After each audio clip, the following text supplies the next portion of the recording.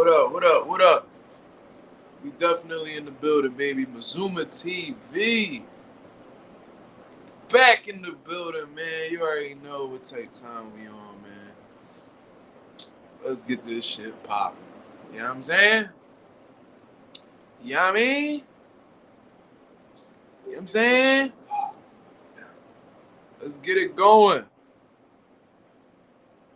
Shout out to my boy Nose. First one in the building, last one out. J Cash, Slime Wave. What's going on, y'all? Hit the like button as soon as y'all walk in. It is deeply appreciated. We got some shit we need to talk about. You know what I mean? But I'm going to let a few people get in here. We got 5 people in the building, man. Leave a like as soon as you come in. You already know what type time Zuma TV on, man. I ain't on my tired shit right now. I'm full of energy, man. Feeling blessed. You know what I mean? Got my son sleeping in the back. You know what I mean? Got him sleeping in the bedroom. You know what I mean? All that good stuff. Hit the like button when y'all come in, man. Thought you wasn't going live today? Why not? I do be taking some days off during the weekend. I understand that. Boo Boo talking crazy. Yeah, I saw that. Boo Boo he's starting to turn up the trash talk. He must be getting getting a little confident as he's continuing to go through training camp. Not saying that he's not a confident dude, but you know what I'm saying. You know, when the testosterone pumping, you might say some shit you won't normally say. You know what I'm saying? So shout out to Demetrius Andrade. We definitely gonna speak on that. What the hell is Mastermind talking about? Sam Cooke and Marvin Hagler. What you talking about? Like, that's just such a random point. Like, where you going with that? Well, what is y'all talking about? What the fuck is Ohio legalizing marijuana? I'm finna be the biggest potentest in all of Ohio next year. Well, congratulations to you, my brother. I know you enjoy your marijuana. You know what I'm saying? Shout out to my boy J Cash. Yeah. Mastermind, let's talk today, box. Yeah. I don't know what the hell you talking about. Sam Cooke and Marvin Hagler. What's your point? You know what I'm saying? That's what I'm trying to figure out. Like, let me know why you said that. But regardless, we in the building, man. The viewers are starting to pile up. You know what I mean? Haney and Ray Jackson going at it on Twitter. I don't understand why these fighters keep investing their time and energy into this dude. He went from Terence Crawford to Devin Haney back to back. Yeah, man. That's not even news for real. You know what I'm saying? That's irrelevant. That's just them being involved in a Twitter argument. We don't really care about that over here at Mazuma TV. I did announce, I ain't gonna lie, one of my lives I did speak on Ray Jackson getting cooked by Terence Crawford, but I mean, that ain't about to be a habit. Sam Cooke sang national anthem at the Marvelous Hagler Ray Leonard. Okay. All right, that make a little bit more sense, but why was that brought up? Like, whatever, man. Shout out to my boy Mastermind. He be tripping sometimes. I don't know if he's sipping. I don't know what he doing. My boy sound like my boy a little bit saucy. You know what I'm saying? I don't know. Shout out to my boy Jaron Lamel. You know what I mean? Yeah. No said, let's speak today boxing. Well, I mean, if it's interesting, I'll speak on the old time. Yeah, he's sipping on that OE. Yeah, slide. Yeah, Mastermind be tripping. Yeah, he's sipping that yak. Yeah,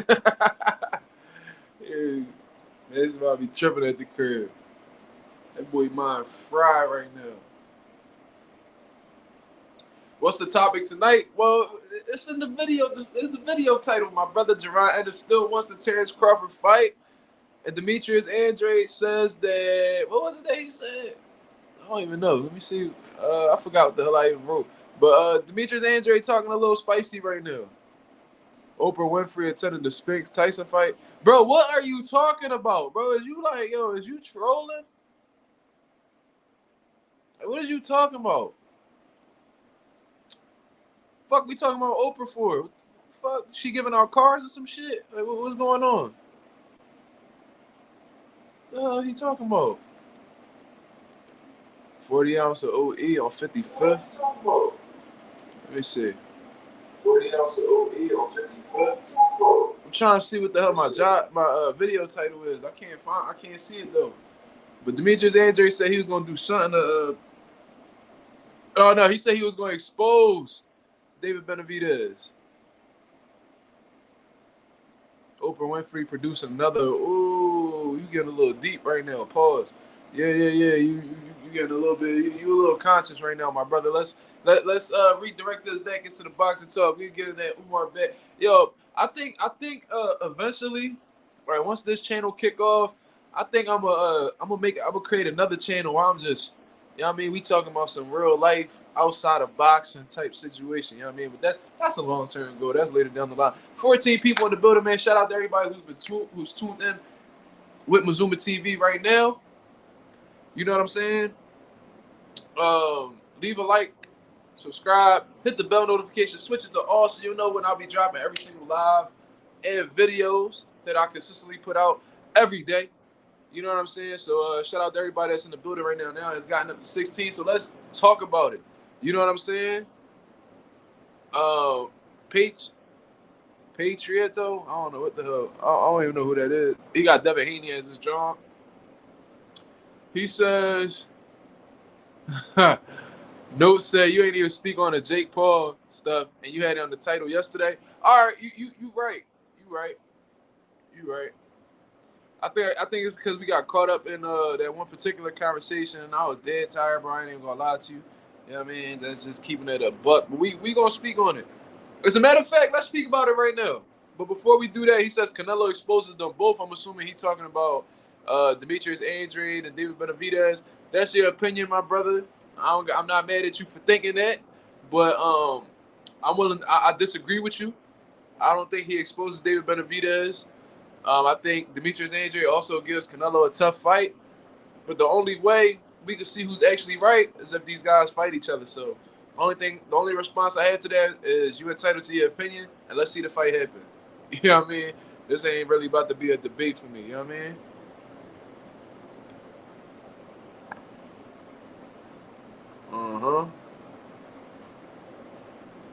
This nigga did make the accounts ready. He know you be going live at this time. He had them accounts ready. Yeah, I already know. Errol Spence is one of the best welterweights in the world. I mean, yeah, he is. I mean, he's no longer a welterweight, from what I understand. But yeah, he was, and he was for quite a few years. Yeah, nobody beats Benavidez. I don't think anybody at 168 beats Benavidez neither. But in all honesty, if there's somebody that's capable of doing it, it's Demetrius Andrade. You know what I'm saying? But we gonna get into that. I still think David Benavidez is gonna beat Andrade. But we definitely gonna speak on this situation, man. But let's talk about the whole Jake Paul situation first. Obviously, if you guys haven't been really keeping up with the sport of boxing, or just ain't been keeping up with YouTube boxing, you know, Jake Paul in his own little separate lane right now. Apparently, he's gonna be fighting somebody by the name of Andrade August, I believe December 15th. And this is an actual professional fighter that holds a record of 10-1. He's 10-1. I forgot how many knockouts he got. I believe he has 5. And in that one loss, I believe he was stopped. And I believe he has a draw as well. I'm not sure. But he definitely has a draw. He was 10-1-1. So this is an opponent that's actually a professional fighter. Comes from a boxing background, from what I understand. There was somebody in the comments that said that he was a 3-time Golden Gloves champion that was defending his case against my opinion. You know what I'm saying? And a lot of people seem to feel like this is a real threat for Jake Paul. And is it? I mean, yeah, anybody who step in the ring with you, especially at that high of a weight, being in cruiserweight, is a dangerous fight. You know what I mean? This is somebody who has more boxing experience than Jake Paul. However, this is I'm not about to sit here and act like this was something that wasn't calculated. You know what I mean? This is definitely a calculated, strategic move on Jake Paul and his team's part. You know what I'm saying? This is a guy who, although he has a good record, it's a padded record. Just look through that man's resume and see the opponents that he's fought. You know what I'm saying? And it's not nobody of note. You know what I'm saying? And the man was knocked out in the second round by somebody with a 500 record. Somebody who is 3-3 knocked out Andrade August in 2 rounds. You know what I'm saying? I also watched a couple of his fights that were on YouTube, and apparently a lot of people were as well because a lot of those videos having a whole lot of views. You know what I'm saying? A whole lot of views now, and there's people that's commenting saying that they only watching it because he's a new Jake Paul opponent. You know what I mean? That's typical. You know, people going to try to check you out to see exactly what you're capable of. And when I watch Andre August, I see exactly why they fighting him. You know what I mean? It all makes sense because, in all honesty, if this were a dangerous opponent, like a legitimate 10-1 who's been battle tested and beat some notable guys, I don't think Jake Paul and his team would have looked in his direction because they are 1-1 in their last 2 fights. I'm sure they're trying to develop some type of winning streak. You know what I mean? So what their whole intentions going forward is to remove the stigma that Jake Paul is a YouTube boxer. How are they going to be able to do that? By having them fight legitimate fighters. You know what I mean? I feel like they're feeling that Jake Paul is now ready to face actual professional fighters, not old, washed-up MMA fighters that are on their way out. You know what I'm saying? 60 fights against 50 nobodies. Oh, wow. Okay, Jay Cash in his bag today. Farron, I'm sorry if I'm saying your name wrong. It's Farron or Farron. He says, who wins KSI versus Jake Paul? I got Jake Paul. Jake Paul is a way better fighter than KSI, in my personal opinion. That's what I believe. And I think KSI knows that, too, because he doesn't seem like he's in any type of rush to fight Jake Paul. And on the other hand, Jake Paul seems to be pretty confident in his chances against KSI, and he's been looking for that fight for a little while now. So I think Jake Paul has the upper hand, and justifiably so. You know what I mean? In terms of him being confident and in the skill set department, I think that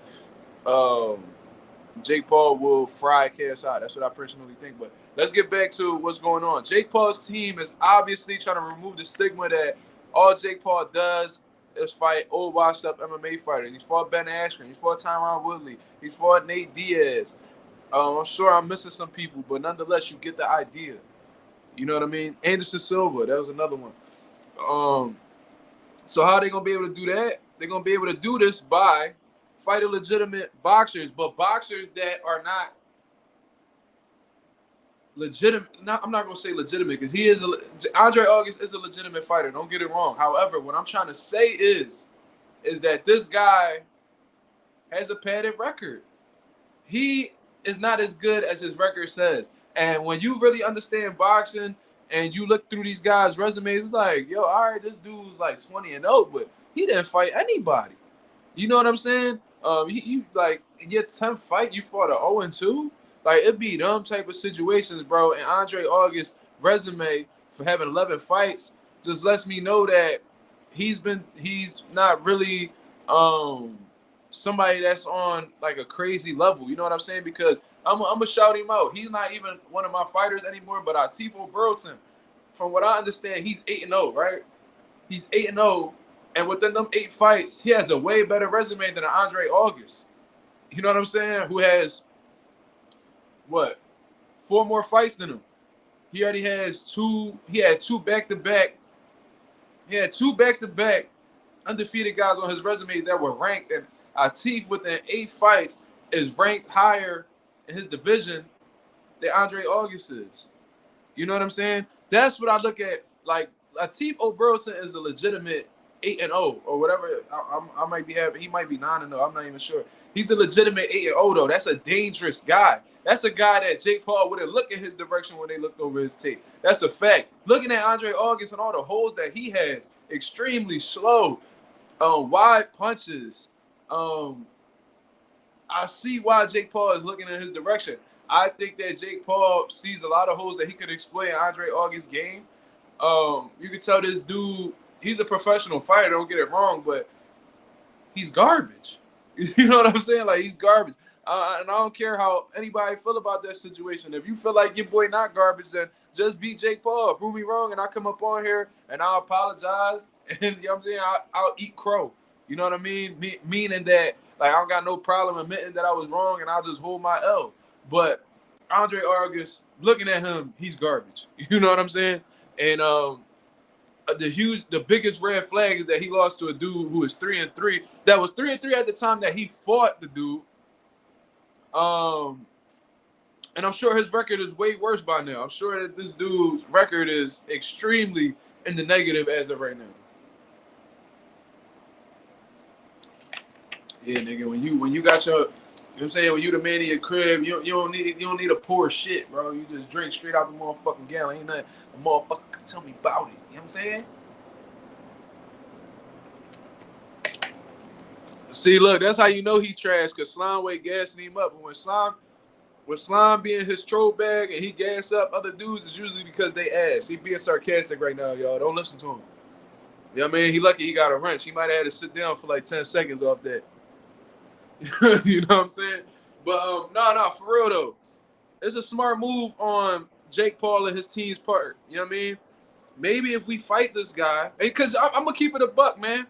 A lot of these casuals that really don't do their research and just hear the record, they be like, oh my God, did you see Jake Paul? He's really taking a chance here. He's fighting a 10-1. That's a dangerous record, man.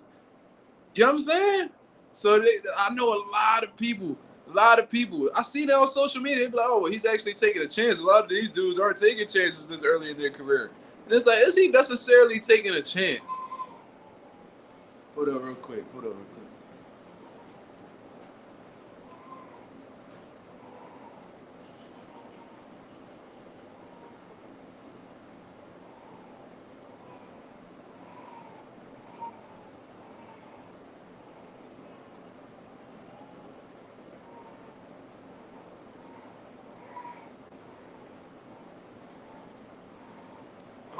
My son crying right now. Hold up.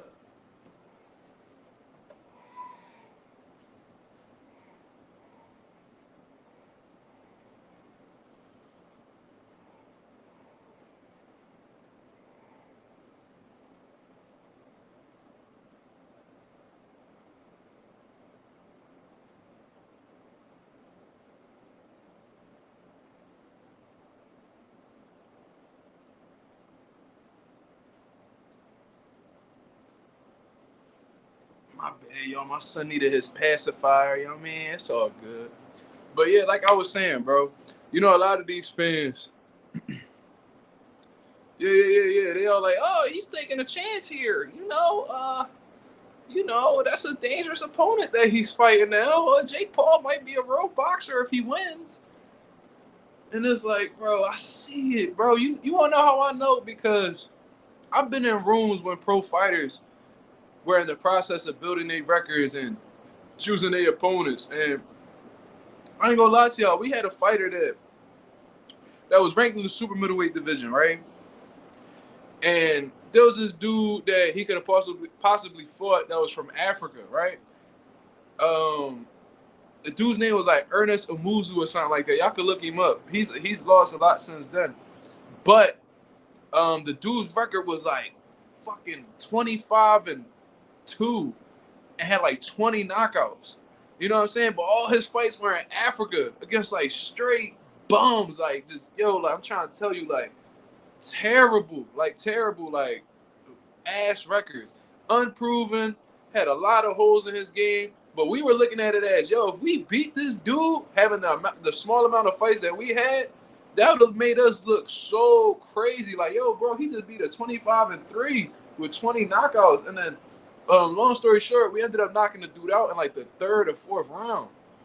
But it made our resumes look good. But then when you look at the African dude's resume, you like, oh, this dude, his record padded. That's exactly how Andrade August's record looks. You know what I'm saying? So amongst the casuals, this looks like an actually dangerous fight for Jake Paul. But I'm sure Jake Paul has had sparring partners or guys that he's just fought previously that would give Andrade August a run for his money.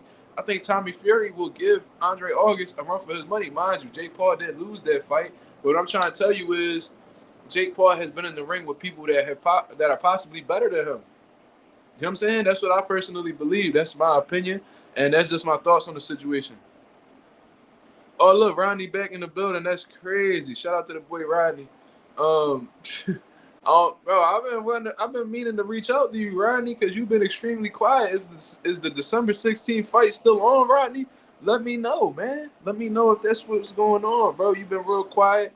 You ain't been keeping up with the mob. You ain't been keeping up with the nation. So we didn't know exactly what's going on, my brother. But we gonna get into that. But let's get into the original topics that's going on. Obviously, the whole world knows it by now. But Terence Crawford was stripped by the IBF. We spoke about it yesterday on my last live, and they went from giving Jon Ennis the interim belt to him becoming the full champion. You know what I'm saying? So that's probably been the biggest topic in the boxing world lately. And since then, Jon Ennis has actually done an interview with my boy Jamil Parker, man. Shout out to YSM Sports Media, bro. Whenever there's something happens with a Philly fighter in the area, bro, he gets the interviews like that. Definitely the best boxing reporter in the city. Hands down, one of the best boxing reporters on YouTube. Hands down, no debating, bro. This boy is giving you got to tune into YSM Sports Media, man. He's giving you the info right from the source, right from the horse's mouth. We ain't got to do no guessing. We ain't got to do no speculating when it comes to any type of Philly fighter because Jamil pulling up on him, and that's just what it is, man. So shout out to Jamil Parker for the interview. He just did with Jon Ennis. Jon Ennis is at a fight at the 2300 arena today because there's a few fighters that his father has that are fighting on that card, and he's coming out to support. You know what I'm saying? So, man, shout out to Jamil for pulling up on Jon Ennis. And Jon Ennis, apparently he's known, and according to Bozy, he's known that he's had the world title for a while now. They gave him the IBF title a long time ago, but they just announced it recently. You know what I mean? Which is crazy to me because I'm surprised that didn't get out here earlier because he said he been knew he was champion. They just been keeping it on the hush until the IBF actually announced it. So they actually stripped Crawford a lot earlier than we thought.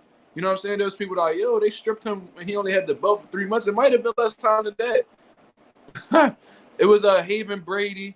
No, it was Haven Brady. It was O'Shea Jones, the female fighter that he has. And it might have been someone else. But as far as I'm concerned, I think it was Haven Brady and O'Shea Jones. And they both got wins. So shout out to both of them. Hopefully we can have them on the channel one of these days.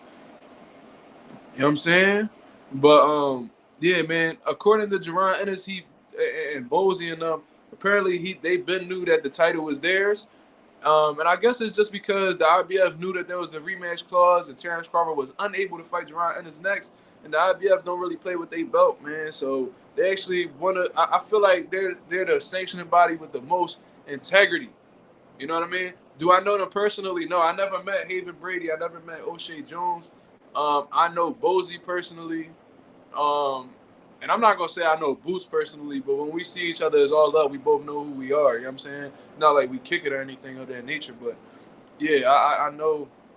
Yeah, I rock. I talk to Bozy more. I actually got this man. He only a phone call away. You know what I mean? He only a phone call away. So yeah, I rock with Bozy. Yeah, that's my guy. Slime press conference. Nah, Slime too far away to come step by for a press conference. He'll be here for the fight though. So I just had a press conference on here. I know y'all gonna get the cursing and all that. So I know that live ain't gonna get monetized, but it is what it is. You know what I'm saying?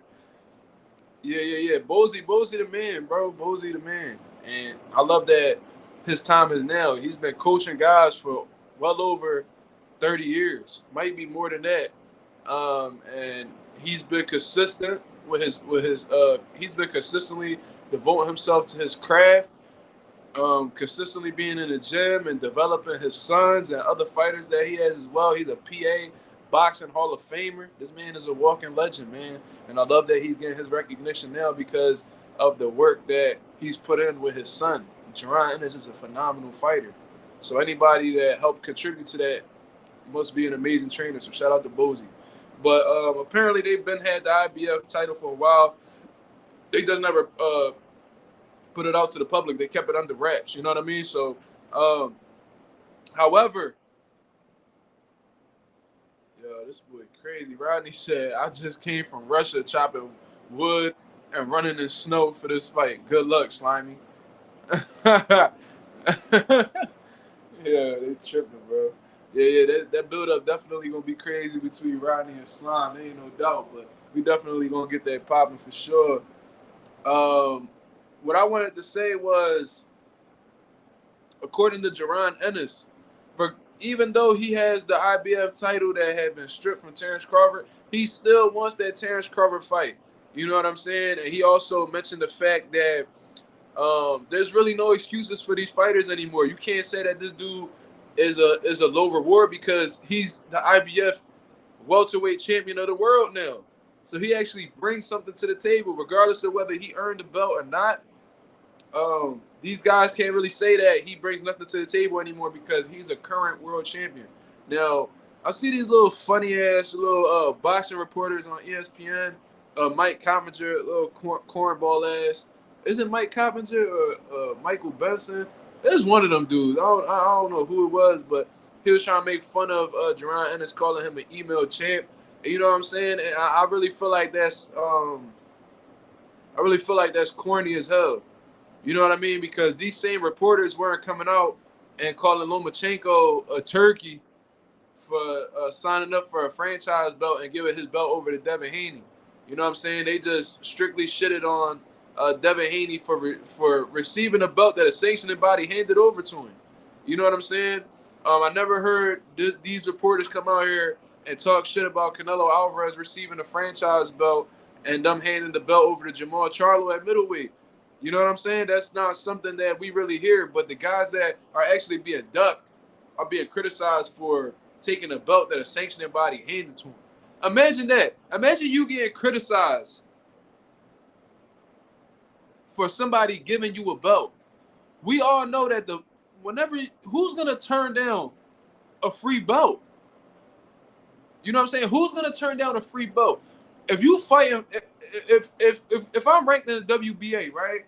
I'm in line to fight whoever. I'm in line to face Canelo, right? I'm in line to face Canelo. I'm beating everybody I need to beat. You know what I'm saying? I'm being ducked. I'm being avoided. I'm just waiting for my time. I'm staying patient. I'm grinding. I'm beating everybody they put in front of me. I'm getting criticized in the meantime. And all I'm trying to do is fight the best, but nobody's giving me opportunity, right? So eventually it comes to the point where I become the mandatory. The man that has the belt doesn't want to fight me. They strip the man of the belt because they see that he's blatantly ducking me or not wanting to fight me or in a situation where he can't fight me. So they end up giving me the belt instead because I've been patiently waiting for this opportunity and I never received it, right? So I end up getting the belt. I'm exactly where I need to be. I don't really feel vindicated because I didn't fight nobody for the title, but nonetheless, I have the world title now. So now my life is about to change. Now I'm about to set up meaningful fights. Now I'm about to show these guys that I'm the best in the world. And y'all criticizing me, calling me an email champ when I was trying my best to beat the man so I could beat a man? I don't really understand that. Meanwhile, there's nobody out here really calling out these guys who are signing up for franchise belts. Never heard Canelo get criticized for it when he handed over his belt to Jamal Charlo because he didn't want to fight him. I never heard Vasyl Lomachenko receive any type of criticism from Mike Coppinger or whoever the hell talking crazy about Jon Ennis. I never heard nobody talk crazy about Vasyl Lomachenko when he signed up for that franchise belt. And nobody could tell me different because that's what Mauricio Sulaiman said, that they signed up for that belt. They requested that franchise belt. So they won't look like they ducking. You know what I'm saying?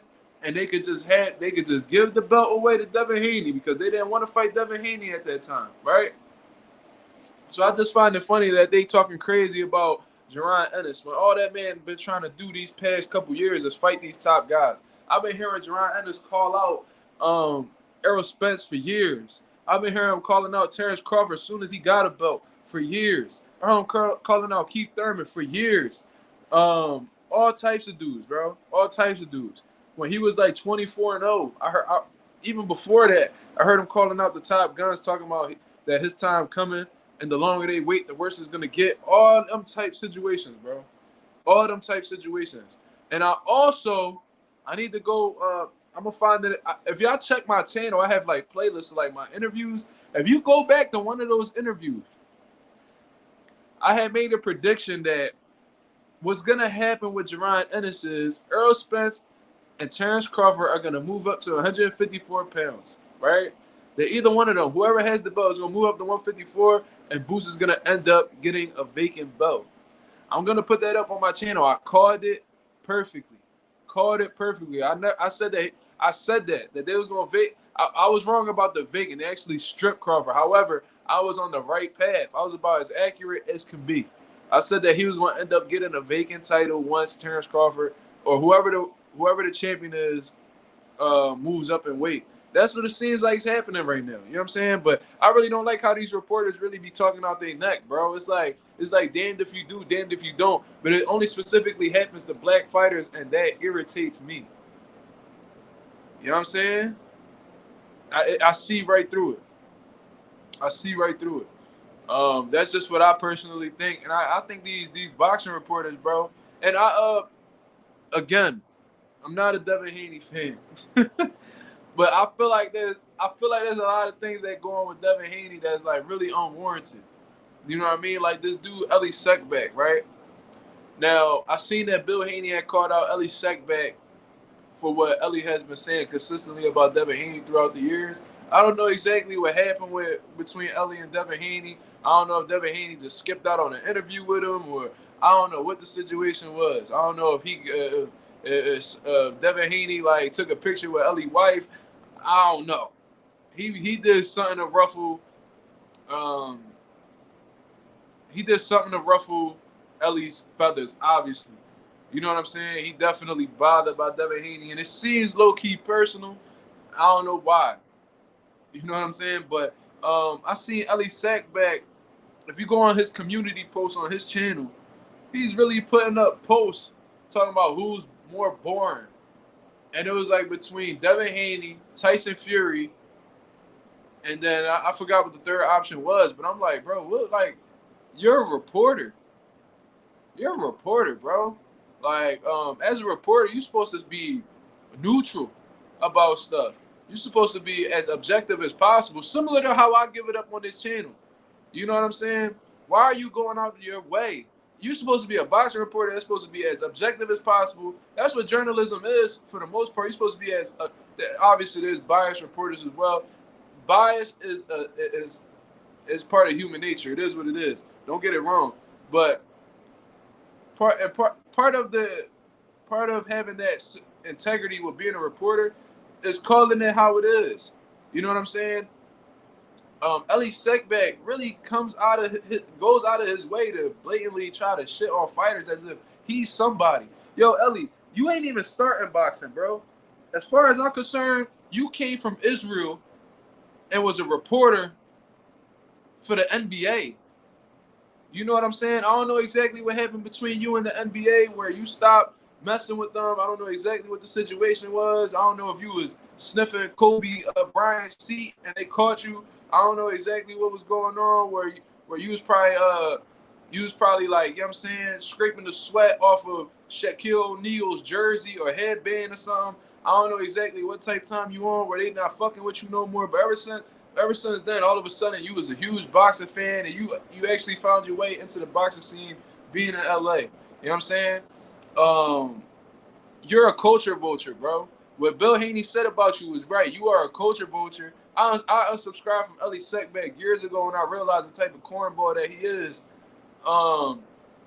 And bro, it's crazy that there's actual great reporters out here who keep things as neutral and objective as possible. They don't really receive their credit for what they give to the sport of boxing. You know what I'm saying? They don't be getting these interviews, but there's dudes who's blatantly culture vultures like Ellie Seck back getting interviews with top dogs in boxing that receives recognition from the top dogs in boxing. When this dude really going out his way to shit on black fighters, bro, that bothers me too. Obviously, he hates on Tyson Fury, but guess what? This man showed up to Tyson Fury's press conference and was attempting to interview him. You know what I'm saying? So it's like, how, like, the nerve of you, the audacity for you to think that a fighter's actually going to sit down and actually give you some type of content when you blatantly shit on them on social media. If I talk crazy about a fighter, bro, I'm not showing up to their press conference. Why would I? Why would, like, if I go on my way to shit on a fighter like, let's say Adrian Broner, right? I don't, you know what I'm saying? But let's say if it was a situation where I really didn't like Adrian Broner and I'm jumping out my skin to disrespect this man all the time, there's no way I'm going to show up to a press conference and be asking this man, how was your camp? Is this the most motivated you've been? How is it with your new coach? Like, Tyson Fury was like, bro, you the one who be talking crazy about me, man. Get out, man. Ain't nobody gonna give you no content, bro. Go about your business. And then he fell away that Tyson Fury kicked him out the press conference, as if you're supposed to be there, as if you deserve to be there. Come on, dog. He's a cornball, bro. Top 5 boxing bloggers. That's a good one. I don't really listen to too many boxing bloggers though. I like Champ Side. I ain't gonna lie to you. I like the questions that he be asking. He approached it a little bit different. I like Champ Side. Blue Blood. He puts out some stuff. I like 70, but my goat, in all honesty, I know Southpaw don't like him. So it is what it is. But 78 Sports TV is somebody that I've been listening to for I see Mastermind put 78. That's funny. No, I don't consider Brian Kuster a boxing blogger though. He has a I'm saying Blue Blood because he presents a lot of information to the public first than a lot of people. You know what I'm saying? But I'm gonna say 78 Sports TV. I fuck with 78, bro. I like his perspective on things. He usually called things before it actually happens. And I've been listening to 78 since I probably was in like 9th grade, bro. He an OG in the boxing community for sure. He got interviews with just about everybody. Like he was interviewing Mikey Garcia before he blew up. He was interviewing Demetrius Andrade, and he had Keith Thurman interviews, Tim Bradley interviews. Bro, he did a phenomenal job coming up, bro. He got some classic videos online. 78 Sports TV is one of the GOATs, bro. I ain't gonna lie to you, bro. We can't shit on that man accolades. That's just how I personally feel.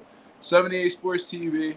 I still watch his Johns. And he even came on here and he spoke to me one time. So shout out to 78. I fuck with 78. Champ Side. So I'm gonna say 78 Champ Side. I don't know, bro. Like I said, I don't really watch Mill City like that. I don't know. I don't watch him. Ego, I unsubscribed from Ego years ago, bro. I don't like how he be talking down on people and shit. Like he really be sitting there and act like I've like heard him talk to like people on his group chat like, man, what you think? You don't know boxing? Like he always try to shit on somebody or like he's like real condescending towards people that actually were supporting him. So he a cornball. I don't fuck with him. He think he actually know boxing. You know what I'm saying? He don't know he don't know shit. You know what I'm saying? He don't know shit. I don't know, bro. There used to be a dude called not Blue Blood, but Blood Boxing. I think like his channel now is called like Retrobox and documentaries. He puts out some quality stuff. I actually like the dude Boxing Gems. He do like he breaks down like film on fighters and stuff like that. Malik said, H Money, you funny. You funny. That might get you hit with the wrench for that, bro. You gonna have to relax. We don't fuck with H Money over here. You know what I'm saying? We don't do none of that. Okay, that's what's up, Judah. That's what's up, homie. Keep up the boxing content, man. And if the gaming stuff is your stuff too, man, just keep up doing what you're doing. But I think I named 4. That's enough. You know what I mean? Like I said, I don't really be watching these dudes like that. I ain't gonna lie to you. I do. Sean Sattel. I think his name like Sean Sattel from Fight Hype. He be going live and stuff like that. Yeah. Monty Brown. No, I don't know who that is. Like I said, I don't really watch too many people. I used to watch Trill Boxing Talk, but I think they stopped. I used to watch Barbershop Conversations, but he became a weirdo. I don't know exactly what happened with him. Fanon, I used to watch him in the morning, but he became a weirdo. I don't know what happened to him. Greg Hackit, I know Greg Hackit on a personal level. Like I know him from the boxing community in Philly, but I don't really be tuned in on his channel like that. But I'll be watching his interviews on YSM though. You know what I'm saying? Yeah, bro, keep it up. If you stay consistent, you can really do something with this YouTube stuff, man. I'm starting to. My channel blew up kind of quick though. I ain't gonna lie to you. Like I got videos from like 7 years ago, but like ever since I've been consistent, bro, my channel blew up like this, man. And a lot of that had got to do with Southpaws, IBFP. I don't know who that is. Bro. I ain't gonna lie to you. But we got 27 people in the building, man. If you like what's going on right now, man, hit the like button. You know what I mean? Subscribe to the channel. Hit the bell notification. Turn it to on so you know every time I'm going live or posting videos. You know what I'm saying? The next thing I want to get into, man, that was just the whole Jaron Ennis situation. He said that he still wants to fight. True boxing talk stopped a little before Bud and Errol fight. He was used at 78 Sports for his platform. No, he manages Lady CC because her channel and socials are much popular. Yeah, I don't even know about none of that, bro. I didn't even know none of that. I don't really get involved with what people got going on, man. I'm gonna keep it a lot. I'm gonna keep it a buck. You know what I mean? Lorenzo, shout out to Lorenzo. You know what I mean? Slime, Rodney honestly make a. He talking about making Instagram. Rodney was supposed to be making Instagram months ago. 28 people in the building, man. Shout out to everybody that's in the building. Jon Ennis still wants a Terence Crawford fight, though, man.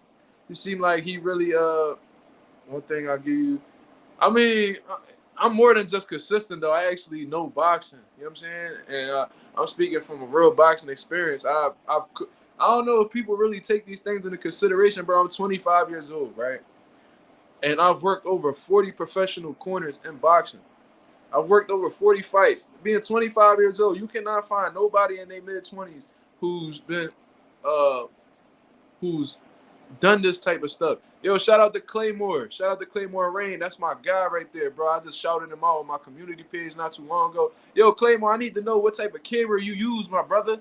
I sent you a comment. I said, yo, what type of camera you use? Because your quality is top tier, bro. I love your setup. I love what you got going on, man. And I want to get my quality up to the next level. So if I gotta spend a couple dollars, let me know, man. You gotta let me know what you got going on, bro. You're gonna have to hit me up on the socials or something. We gonna have to talk on the side. I'm trying to get my shit looking like yours, bro. Cause you know what I mean, I got the boxing talk, I got the knowledge, I got the content, but my nigga, your setup, bro, fire. So shout out to Claymore Rain, bro. I'm gonna do my best to make sure that your channel get the recognition it deserves because, you know what I'm saying? You doing your thing. He got a PC of death. You funny as shit, Notes. You crazy. But yeah. Jaron Ennis still wants this Terence Crawford fight against. Jaron Ennis still wants a Terence Crawford fight, although he is world champion. You know what I'm saying? And that makes perfect sense because even though Jaron Ennis is still champion, he still has a goal of being undisputed. So because he has a goal of undisputed, Terence Crawford still got the rest of the belts. He still got the WBA, WBO, and he still got the WBC.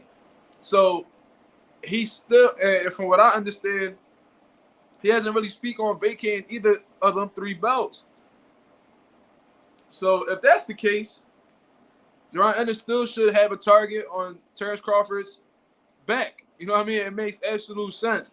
I don't know why people thought that the whole possibility of Jaron fighting Terence Crawford was so far-fetched after he received the WBC, the IBF title. You know what I'm saying? Because it's like Jaron Ennis made it clear over and over and over again through his interviews that he wants all the belts. And after he gets all the belts at 47, he's moving up and he wants to accomplish the same thing. Pretty much what a lot of these dudes are on a mission to do. You know what I mean? Ever since Crawford became undisputed at 140, it's like he started a trend in all honesty. Yeah, Claymore, that's a fact. He said, plus he want to fight the bull. He don't want to have no email champ ish over his head. Yeah, exactly. You know what I'm saying? He said it in the interview. Go check out YSL Sports Media, bro. They just put out an interview not even an hour ago. And Jaron Ennis said, bro, like, this was out of my hands. You know what I'm saying? That's not what I asked for. The IBF did what they did, and they handed me over the belt. What am I supposed to do? And I feel him 100%, bro. It's like, you think I'm about to just you think I'm going to just say, no, I don't want the title? Are you crazy as hell? Hand that belt over, and then I'm going to defend that title. And if Terence Crawford want to come and try to get that belt back to become 3-time undisputed, then let's get it popping. It might intrigue Crawford to actually fight Jon Ennis now. It might all work out at the end. You know what I'm saying? Maybe Terence Crawford being stripped of this IBF title will entice Terence Crawford to fight the Jon Ennis. And if it does, that benefits us because we got another great fight on our hands going into 2024. You know what I'm saying? That might set up the potential fight between them two. And in all honesty, if Terence Crawford keeps these 3 belts, defeats Errol Spence, and then doesn't pursue Jon Ennis afterwards, it kind of looks funny on Terence Crawford's part. Because why you not going to spin the block to get that belt unless he completely stays at 54? But the thing is, if you know you're going to fight at 54 next, you might as well just get all them belts up out your system, bro. Just let them Johns go and let these guys that's still at 47 fight for them. You know what I'm saying? It's as easy as route to become a 3-time undisputed. If he defeats Errol Spence in the rematch, then goes to 47 and takes that IBF and attempts to take that IBF title off of Jon Ennis. That's one of his easiest routes to become a 3-time undisputed. You know what I mean? Because 54 is gonna take him a couple fights. It's gonna take him a couple fights till he get there. You know what I'm saying? He's gonna have to fight Tim Tszyu, try to get that WBO strat. As far as I'm concerned, Jamel Charlo has another mandatory that he has to fulfill. And you know what I'm saying? That's gonna take some time. And I don't think Terence Crawford really want to wait too long to get another big opportunity. So why not get this Errol Spence rematch out of the way? Go fight Jon Ennis, get that IBF. Now you 3-time undisputed. Nobody in men's boxing has been able to do 2 times in itself. So if you get 3-time undisputed against a young, hungry lion like Jon Ennis, who people are claiming is the future of boxing at this present moment, bro, you already did some all-time great type stuff. This is just gonna continue to build up on your legacy, and people, when it's all said and done, they're gonna look back on your career like, damn, this dude was really goated. He probably the greatest of his era. Like, he really was up there with Canelo and them. Like, he really that dude. You know what I'm saying? So, maybe this was a blessing in disguise for boxing fans. A lot of people outraged about it. A lot of people outraged about Bud being stripped of his title, but this might work out for us. Because what if Terence Crawford pride gets a hold of him, and he like, oh no, I can't go out like that. Ain't no, they just stripped me, bro. They just took my belt and gave it to him. I'm about to go get that back. You know what I'm saying? And Terence Crawford is an extremely prideful dude. You know what I mean? So I wouldn't be surprised if Crawford was like, I'm going to go get that back. Ain't no way you going to strip me of my title and then have somebody else champion when I just became undisputed. I'm going to go get that back. And Jaron going to be like, all right, well, come get it then. I got it right here. Why don't you come get it? You know what I'm saying? And that'll be a blessing for the boxing fans. If we get Terence Crawford and Jon Ennis for undisputed next year, that's incredible. You know what I'm saying? Claymore says, what if they strip him of the WBA title and upgrade Stanionis to regular WBA? Then the division lit. Well, as far as I'm concerned, they could move him. Well, technically, I believe Terence Crawford is the WBA super champion right now. Wait, is he? Yeah. I think he's the super champion right now. So, in all honesty, Stanionis, he could be upgraded to the regular champion right now. Is he? Bro, I don't even know, because the WBA got the regular and they got the super champion. As far as I'm concerned, when Ugas beat Pacquiao, I believe he became the super champion. Then, obviously, Errol beat Ugas. Bud beat Spence. So wouldn't that make him the super champion? If he's a super champion, he's not obligated to face any mandatories. When you WBA super champion, you're not obligated to fight anybody.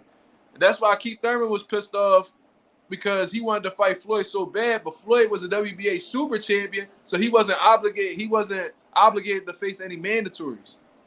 So Thurman was upset he could never get that fight. You know what I mean? But if Terence Crawford is a WBA super, he doesn't have to fight Stanionis. I think the only thing that he would have to do is either lose the belt to somebody or he would have to relinquish it and vacate. You know what I'm saying? Yeah, I knew it. I knew it. Stop motion. He said Stan Jonas is regular champ now. Yeah, I knew. I figured he was. You know what I mean? Because I remember when Keith Thurman was. Wait, was it Keith Thurman? Who was it? Yeah. Keith Thurman was the regular champion. Floyd was a super champion. When Floyd retired from the sport and let go of all his belts, they upgraded Keith Thurman to the super champion. Is that correct? I believe so, yeah. Thurman ended up relinquishing the WBC, but he stayed at WBA until he lost to Pacquiao. And in the meantime, I think Ugas became WBA regular champ. And, bro, it's a crazy little history behind it. But so if Crawford vacates, he becomes super champ. Technically, yeah. I mean, yeah. Yes. I think they upgrade Stan Jonas to the super champ. Yeah. So for real, this really, if we really speaking about it, technically the WBA regular title is the interim title. And the WBA super belt, the super champion, is the legitimate title. It's the world title. And the regular is the interim, according to the WBA. You know what I'm saying? The IBF just got interim world champion. The fucking WBC, they got franchise, they got WBA, WBC interim, they got WBC world champion, they got WBC silver, they got WBC Latin America, they got WBC the Mayan belt, they had the COVID-19 belt. Bro, I don't know what be going on with these belts, bro. I'm gonna keep it a buck with you, dog.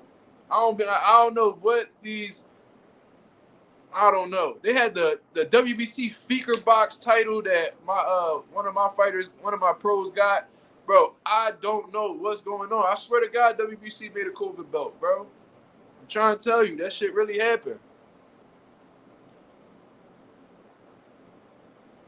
Crazy. So Thurman need to challenge someone before Jaron and Stan Jonas. Yeah. Bro, Keith Thurman is in a situation where he gonna have to run into boots, dog. I know he don't want to fight Jaron because, bro, I'm gonna keep it a buck with you, bro. Keith Thurman been turning down fights left and right. Keith Thurman been out here saying like little slick stuff that might go over people's head, but it's like, you know, it's BS. I'll drop a link for Mimi if she want to come on here. Yeah, for sure. I was gonna rock out solo today, but if she want to come on, she can. But no, what I was gonna say was Keith Thurman turns down fights left and right. He said, "Oh, I've never ducked the contract. I've never turned down any contract. Just put the contract in front of me, and I'll sign. And if the numbers are right, I'll sign it." But it's like, Keith, the way that boxing works, because like I said, my dad is a boxing manager. You know what I'm saying? My dad has a multitude of fighters, and how the way this shit starts off is that they give you an offer.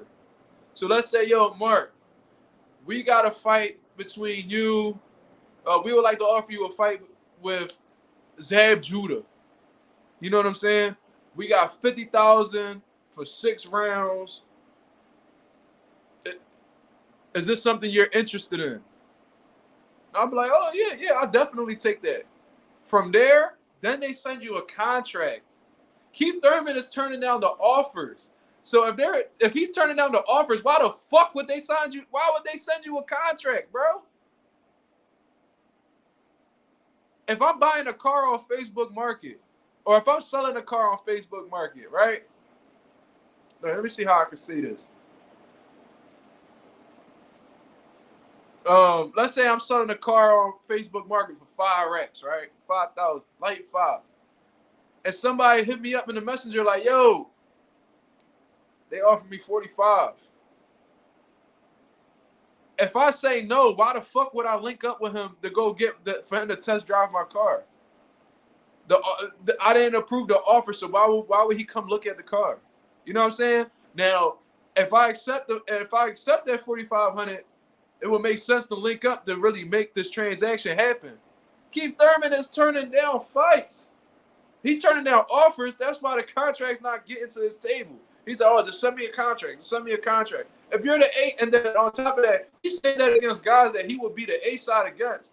I don't know if he'll be the A side against Jaron Ennis now. I think that completely changes with him being the IBF champion. However, I heard him say that the guys who were B level that were on the B side to him. Since when does the B side fighter send the contract to the A side fighter? That don't even make any sense. From what I understand, if you're the A side, you're the one who presents the offers. You're the one who sends the contract. That doesn't even make sense, dog. Like, I don't be understanding Keith Thurman or how the way he be moving, but it's literally no excuses. Keith Thurman infamously said, and I reiterate it on my channel all the time, if I beat Jaron Ennis today, it does nothing for me tomorrow. He said that. He said that to Jaron Ennis' brother Farah. That's what he said, quote, bar for bar, like word for word. That's what he said. So now that Jaron Ennis is the IBF world champion,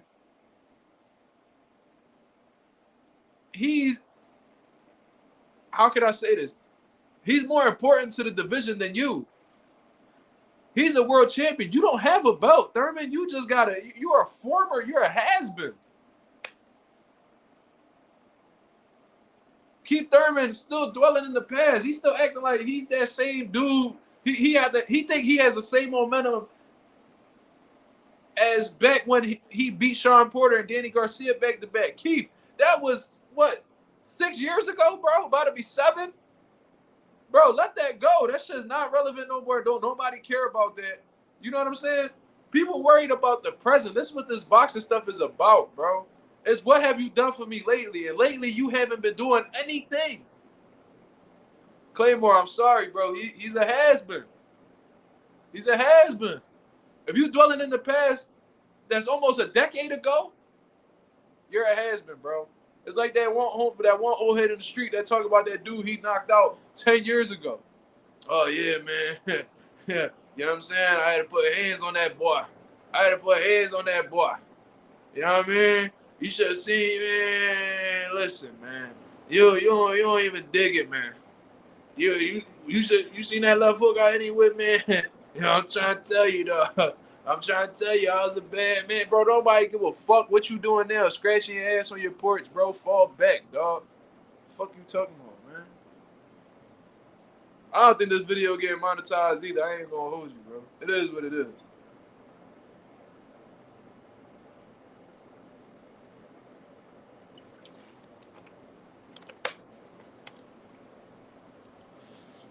Lorenzo, that boy put the nail in the coffin. He said Keith's biggest moment in the last 5 years was getting dropped by a 40-year-old. Those are facts, sir. But that's a factoid. Uber facts. Uh-huh. Somebody put the facts emoji in the comments, man. Somebody put the facts emoji in the comments, man. That's exactly what it is. Throw some motherfucking 100 emojis if you rock, if that statement true. Yeah, that boy knows. Yeah, yes sir. You know what I mean?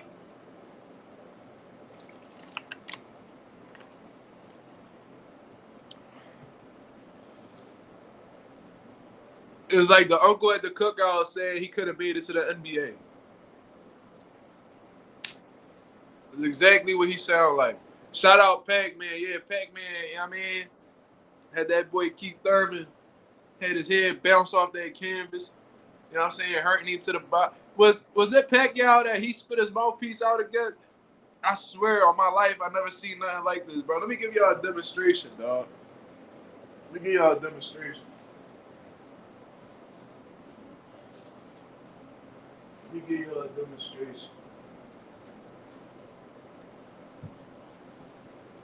That's crazy, because I think this is Keith Thurman's colorway for his rival gloves too. I think he got I don't know if he's still sponsored by Rival. I think this is exactly Keith Thurman's glove, because, you know, he says, I wear red, white, and blue because I'm living the American dream. Nut ass. I can't stand Thurman. You know what I'm saying? But this is a Keith Thurman style glove right here.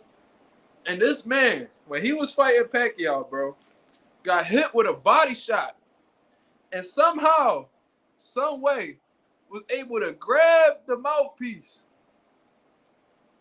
pull it out, pause, inhale, exhale heavy for like 3 to 4 times while on the move against Pacquiao, and then put the mouthpiece back in his mouth and continue to fight. I've never seen that in my life. A lot of mouthpieces are locked into your teeth. A lot of them are molded for your teeth where they got to dig underneath to pop it out. Pause. You know what I'm saying? So I don't even know how the hell he did that. I don't know if he had like a Walmart mouthpiece that he boiled. I don't know what he did. But this boy really said, he was like, he got hit with the body shot, and then he pulled the joint out. He said, put that joint back on and kept boxing. I'm like, hey, yo. I was like, hey, yo. I said, that boy different. Keith know how to survive, dog. Keith know how to survive. That's a fact. Yeah, mouthpiece denture. No, there ain't no doubt, Claymore. I never said he wasn't skilled. I never even said Keith was ass. You know what I'm saying? I thought he was going to beat. Like, if he would have fought Ugas, I think he would have stopped Ugas. I ain't going to lie to you. That's never the thing about Keith. I'm never going to say that. He said, don't ever make that noise again, Mark. Bro, I'm inhaling and exhaling, my brother. Now, if that's giving you different thoughts, I think you need to seek therapy. You know what I mean? I think you need to go sit down with Dr. Phil or some shit. I think you digging a little too deep, my brother. I don't know what type of time you on. I don't know what you insinuating. I don't know. You know what I mean? If that gives you negative thoughts, somebody breathing in and out, I don't know if that's I feel like that's a personal issue, my brother. But what's ironic about this is this is the glove that got Boot's signature on it.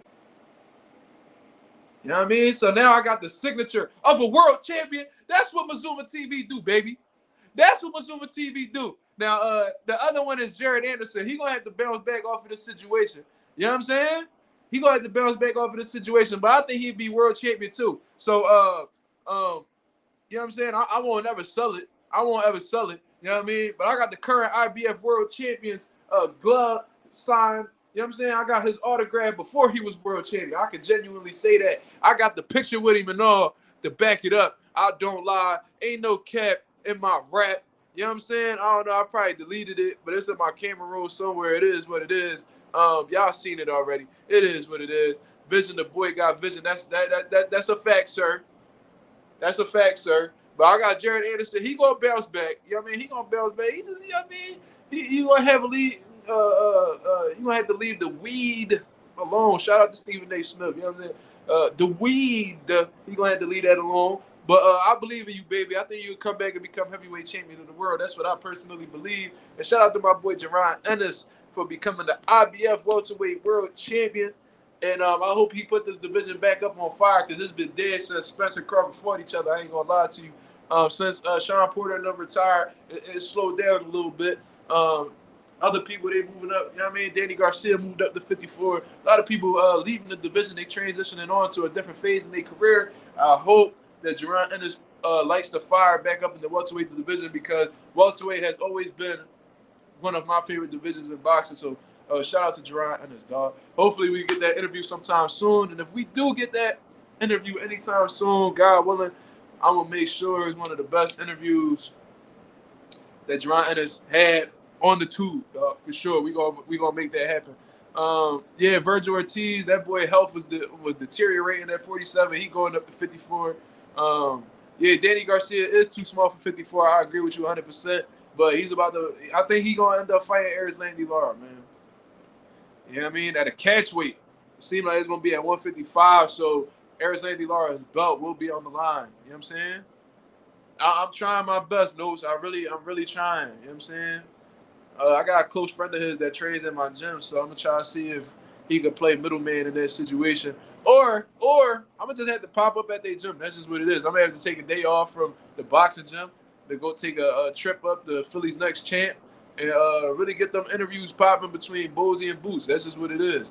Maybe might get an Andy Cruz situation in there. I might have to grab Andy Cruz, pull him to the side. You know what I mean? You know what I'm saying? This, that, and the third, get that interview lined up. You know what I mean? We got 22 people in the building, man. Hit the like button, man. Let's get the algorithm on the up and up.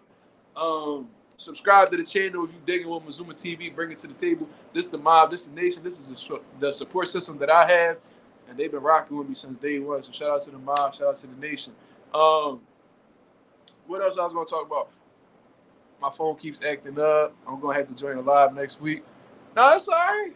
We got plenty of lives. Mimi, don't even trip. Don't even trip. It's all right. There ain't nothing to really be stressing about. Don't break your head over there. It's all right. Danny Garcia don't rock with me, man. Danny Garcia don't rock with me.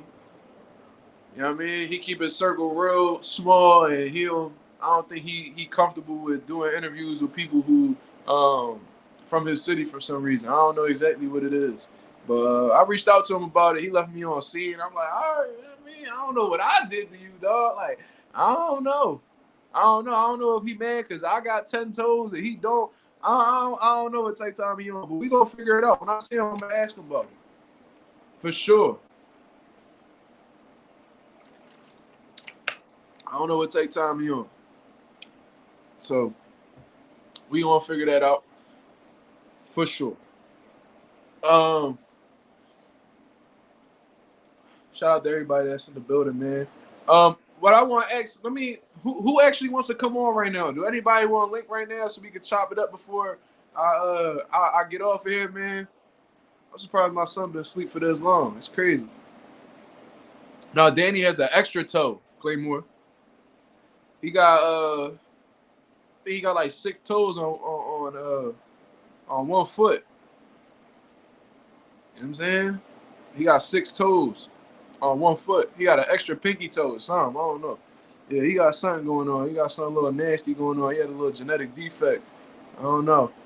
Marco Leon, he says, can Benavidez beat Bivol and better be if he goes up in weight? Well, I'm going to tell you this, Marco. From what I've heard, and I've heard this from people that was actually in the building when Benavidez sparred Bivol, they said that he punished Bivol, man. Now, sparring and actual fights are completely different, but sparring can say a lot of things in terms of the levels of these guys. And from what I heard, it was competitive in the beginning, and then Benavidez started to let his hands go, and it was a bad joint for Bivol. That's what I heard. You know what I'm saying? Now, in terms of Better Beef is in his late 30s, bro. I believe he's 38 years old. He might be, because somebody fact checked that for me. I believe Better Beef is 38 years old. And if that's the case, they said that he actually was showing his age in some of his fights. So if that's the case, man, Benavidez, and me and Benavidez pretty much the same age. I believe he's 26. 25, 26. Yeah, see, Better Beef is 38 years old. So it's a man that's the window is quickly closing on him, and he's gonna have to at least get that Bivol fight before it's all said and done. But he is strong. He's a legitimate threat. I believe he's the only world champion in boxing right now with 100% KO ratio. So he's dangerous. He's dangerous, and he's actually smart as well. He's not just a big puncher. He got a little bit of an IQ to him. I seen it in the Joe Smith fight. I've seen it in the Alexander Volzdik fight. You know what I mean? Better Beef has some smarts to him as well as power. And he's extremely disciplined as well. He hasn't really taken much punishment, so he may last a little longer in the sport than the average fighter. You know what I mean? So, but in all honesty, I think Benavidez, especially if he waits out Better Beef a little bit longer, he might have a huge advantage. No, Subriel got a loss, bro. Subriel got a loss. He got 100% KOs and wins, but the loss plays into the percentage as well. You know what I mean? They say Yard was piecing him low key. Yeah, I think that was the fight that people was like, yo, like Better Beef look like he's slowing down a little bit. So this may be by the time Benavidez gets into that weight class, it might be Better Beef might be a shell of himself, of his former self. You know what I mean? So I think Benavidez is capable of beating both of them dudes. But they both tough fights. Yeah, Subriel got a loss. I thought it was a BS loss, but he lost. That he avenged that loss by knocking the dude out. You know what I mean? Similar to what Chris Eubank just did. But Super L ain't get knocked out. He lost a decision, but he came back and knocked dude out. I think Callum Smith will give Better Beef issues. Ever since Callum moved up, dude got power out of nowhere. You don't find that suspicious? You don't find that suspicious? You don't find that suspicious? Oh, no. If anybody get power out of nowhere, I'm suspicious off the rip. Because power is something that you got in you, regardless of what weight class you at. Now, your power can increase as you move up, but if you suddenly got power out of nowhere, I'm concerned.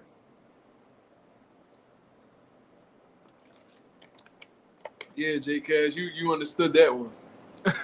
You understood that joke right there. Do you think Haney gonna have pop at 140? Shout out to Snack. You petty for that, Claymore. I peeped with you. I peeped that shout out was kind of petty, but Devin Haney been with Snack, and for what I understand, I think there's a difference between people who train with Snack and people who are sponsored by Snack. Just because you're sponsored by Snack doesn't necessarily mean you train with Snack. So, like Terence Crawford, for example, he does his own strength and conditioning amongst his crew, but he's sponsored by Snack. But then there's people like Devin Haney who train with Snack. I've seen him at the Snack facility several times doing their workouts and stuff. But do you think? I think that he may have a little bit more pop on his punches because of how depleted he was at 35. He may be feeling a little bit more sturdy at 40, and he might have more crack on his punches at 40. You know what I'm saying? But Devin Haney, the reality of the situation is Haney's not a big puncher. So even if he gets a little bit more power, I don't think it'll be anything significant to the point where like he's sleeping shit or something like that. He said, don't say snack too loud or Bomac will appear. Well, I'm going to tell y'all this. You know what I mean? I don't really like to put things out there before it actually happens, but I was talking to a good friend of mine in the boxing world, and she's real cool with Bomac and Terence Crawford's team. It may be a possibility that Bomac may come up on my show. I think she shot him a message. She had told me like the time, the day, the time, and then the topics of discussion. I sent all of that over to her. She said she was gonna send it over to him. So, God willing, we could get that interview. Yeah, I really been trying behind the scenes. I wish I seen exactly how much work I be trying to put behind the scenes with this YouTube shit. You know what I mean? I really be trying, but you know what I mean. A lot of people in the boxing game, they fickle, bro, or they just be too busy to. A lot of fighters don't like interviews as well. You know what I mean? Or they feel like you gotta really like be they cheerleader to give you an interview. You know what I mean? And I ain't none of that. So it is what it is. They gonna fuck with me. They gonna fuck with me. Let me see. You box. I mean, nah, if y'all keep up with my story, I was competing growing up, but I ended up developing a chronic illness in my early 20s, and I had to give up boxing as a result. So afterwards, I got into training fighters, managing pro fighters, assisting pro fighters. You know what I mean? But for the little bit of time that I was boxing, I do understand the difference because I had went from 141 to 152 pounds. Now that's 11 pounds. You know what I'm saying? That's a huge difference. I hit a growth spurt. I hit a growth spurt when I was 21. I was a late bloomer for real. But I outgrew 41. And I know how that feels to try to get down to a weight that your body is really fighting to keep. They trying to keep that. Your body is a constant battle because you're trying to lose the weight and your body's trying to hold on to the weight. You know what I mean? Because they understand that if you lose this weight, it could be detrimental to the body. Yeah, Terence Crawford did like one of my posts on the gram. Yeah, he did.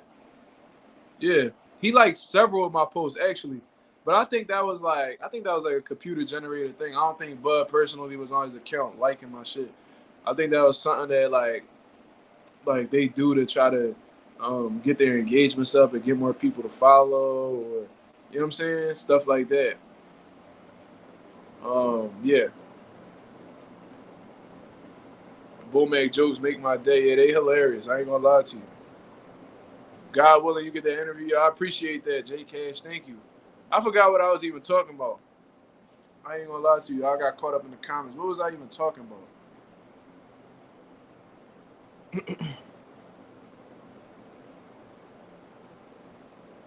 Oh yeah. I ended up developing a chronic illness, and then in the process, I had to give up boxing. So, them 5 pounds definitely gonna make a difference because that's 5 pounds you get to keep.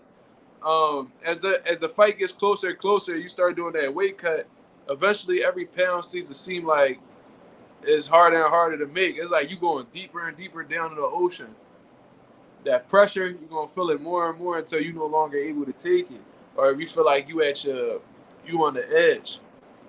You know what I mean? So I know that Devin Haney's pretty heavy right now. He probably added on a little bit more extra weight to try to fully acclimate to 140 pounds, but he's gonna make 40, and he I think that he's still gonna look like it's a tough cut, but I think that his body will be a little bit more at ease at 140 pounds. I think Devin Haney's brightest moments are gonna be in the welterweight division. You know what I'm saying? Because then he gets to keep an additional 7 pounds. I think that's where he'll be the most comfortable. I think 47 is going to be Devin's best weight. That's my personal opinion.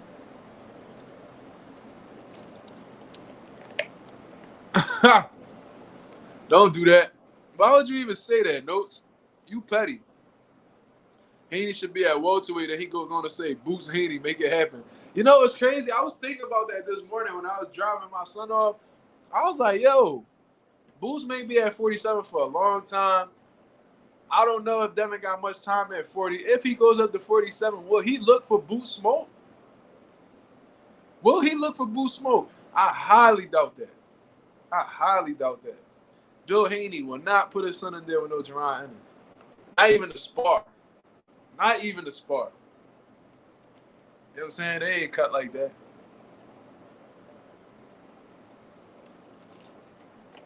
Boots got too much. He got too much. Claymore, why you say nah? What you talking about? What you talking about, Clay?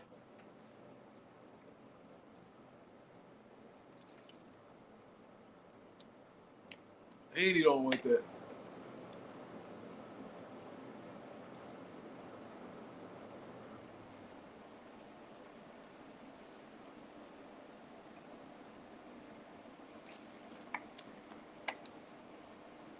Oh, I was about to say. I was like, hold on, Clay, let me find out. You got Haney?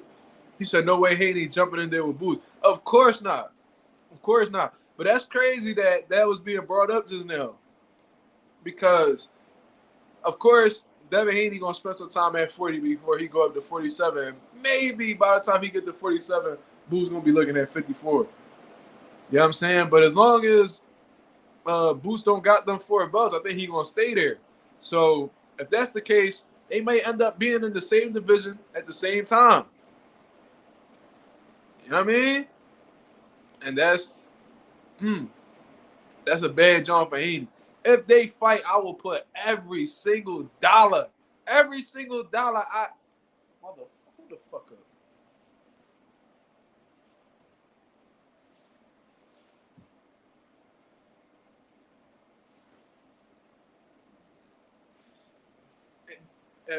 Devin Haney like to talk bad about people who got apartments. I got somebody for you. I got somebody for you. I will put up every single dollar. Put up every single dollar that Boots will smoke Devin Haney. Smoky. Like a Newport 100. Smoking like a Marlboro. All that shit. You feel me? You feel me? Every dollar. Every dollar. What you talking about? No, fade your ass. Bill Haney gonna be like, oh, not my baby. Not my baby. Bill gonna be like, He ain't gonna do that. He don't want no Jaron smoke. Everybody keep talking about Devin Haney being one of the most skilled guys in boxing. Bro, skill for skill, everything, all around the board, Jaron is better than Devin Haney. There's not one aspect. One thing y'all could probably say is that Devin, they might say the jab, but I don't even think Devin jab better than Boots. He just uses it more than Boots. He more consistent with the jab than Boots. Boots so fucking gifted. He don't even got to use his jab all like that, but he got one. I've seen Boots spar 12 rounds with one hand. He has a phenomenal jab. You know what I'm saying? But you know, if you ain't been in them gyms and you ain't never see him be physically capable of doing it, then I wouldn't expect y'all to know. T.O. not going out. T.O. not stepping off the porch, bro. As long as Boo's there, they ain't gonna do a motherfucking thing. I'm gonna keep it a buck. Keep it a buck. They don't want that. They don't want that at all.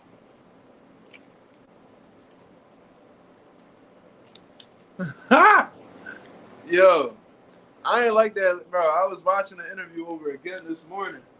I really did not like that line from Jose Benavidez, bro. That get a comb for your nappy ass hair, bro. I wasn't feeling that at all. That's a derogatory term towards black and brown people.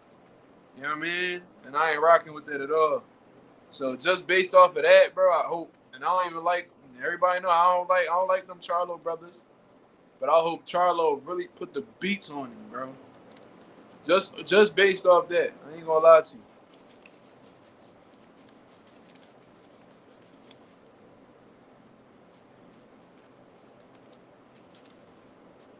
Keep it a buck with y'all. Slime, cut it out. Slime he really a world-class troll. That shit is incredible.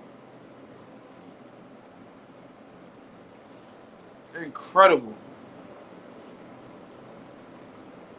Like, he really be trolling.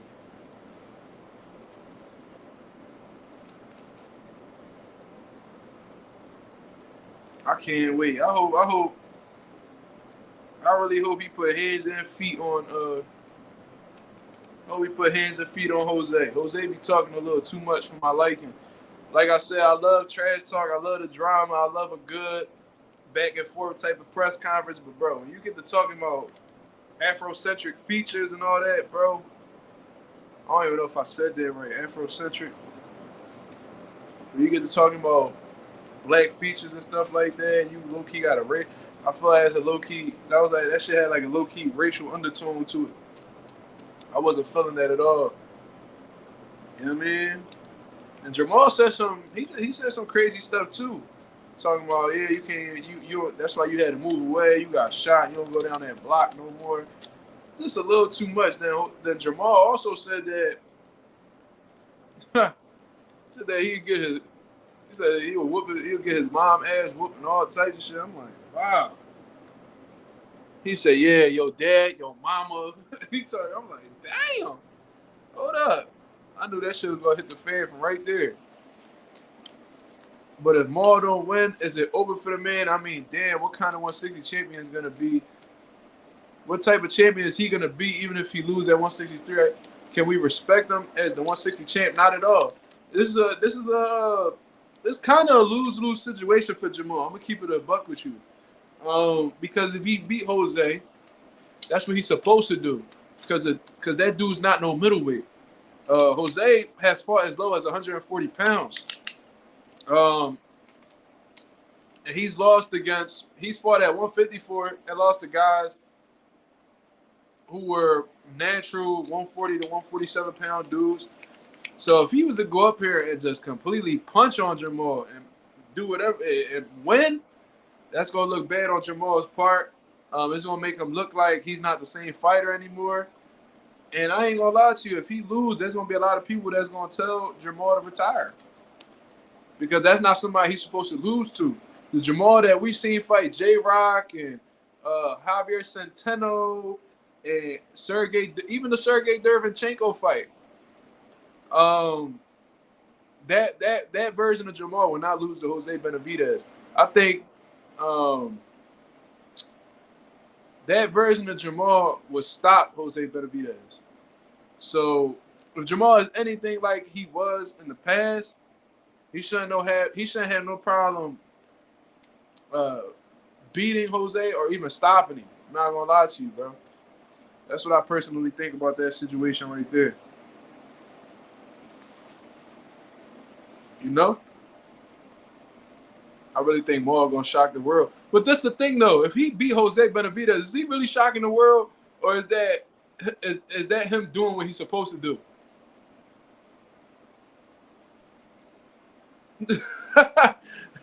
Yo, Lorenzo said Maul got his title in a crippler crossface. He got that title in an ankle lock, the Kurt Angle John. That's funny as hell. I ain't gonna lie to you. He not really shocking the world if he beat Jose Benavidez though. That's like expected of him. You know what I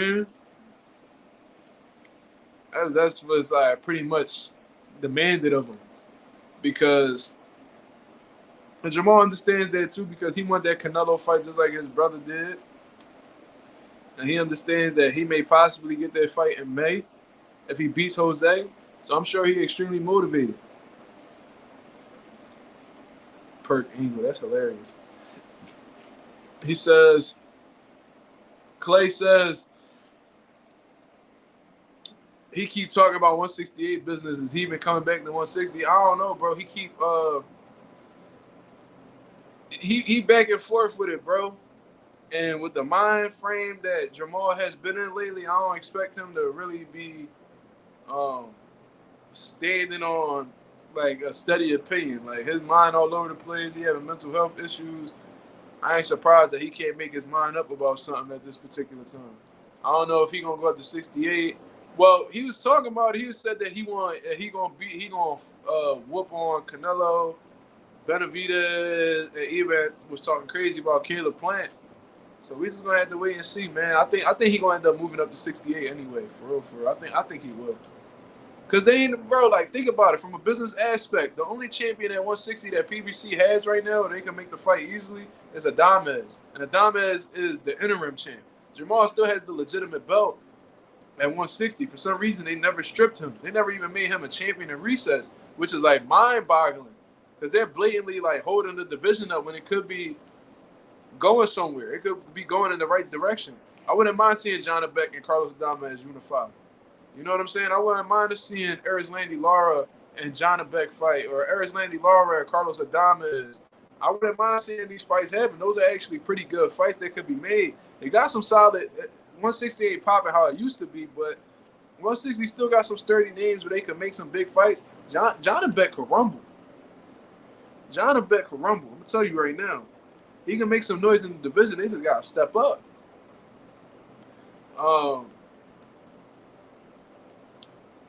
There's nobody really at PBC that Jamal can make a in-house fight with. So, but at 68, they got Benavidez. They got Canelo still in that 3-fight deal. They got Caleb Plant. They even got the Darrell brother if he rumbled one of them. The list goes on and on. They even got Demetrius Andrade right now. So, you can make something happen.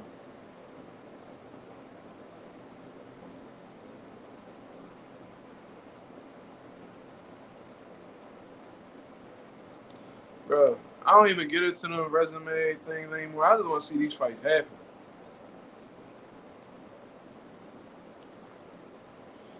For real, both Charlo and Canelo need to defend those belts legitimately or drop those belts. I think that applies to everybody in boxing. You know what I mean? If you got a world title right now, y'all obviously got to understand the responsibilities that come with being a world champion. And unfortunately,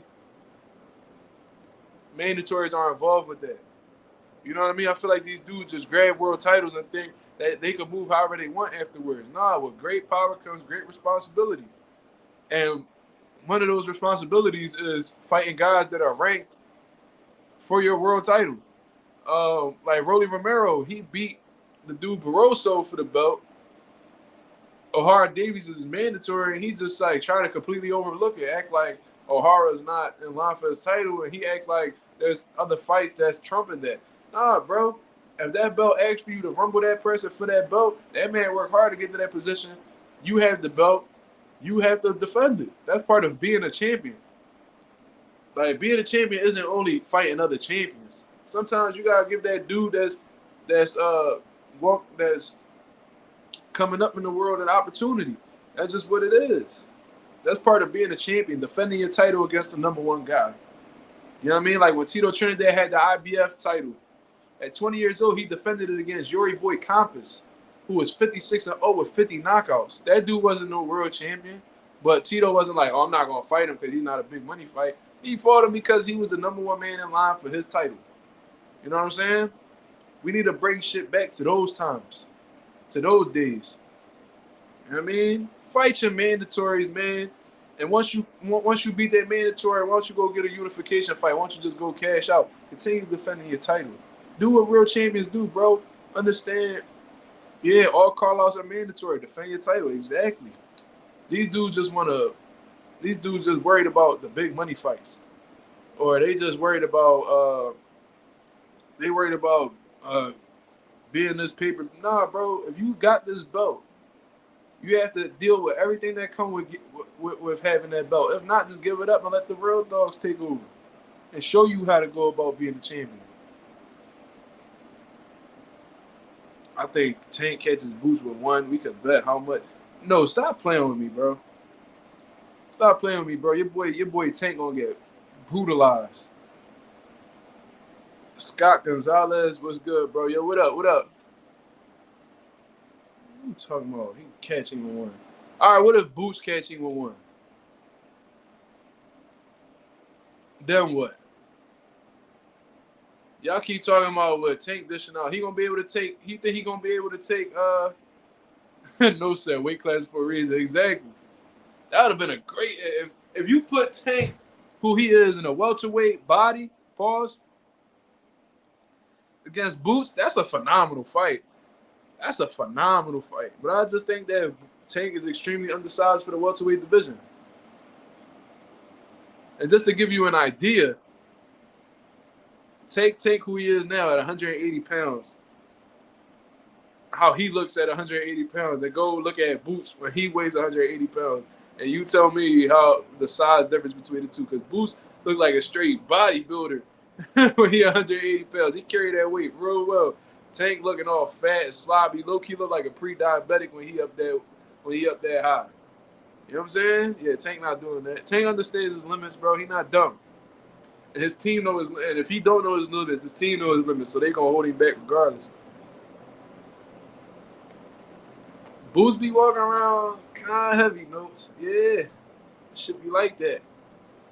Should be like that. Definitely be in the mid-70s, low 80s type shit. Yeah, that's a fact. I've seen it. In a way, need to make his way to 130 and do the catch weight with Tank.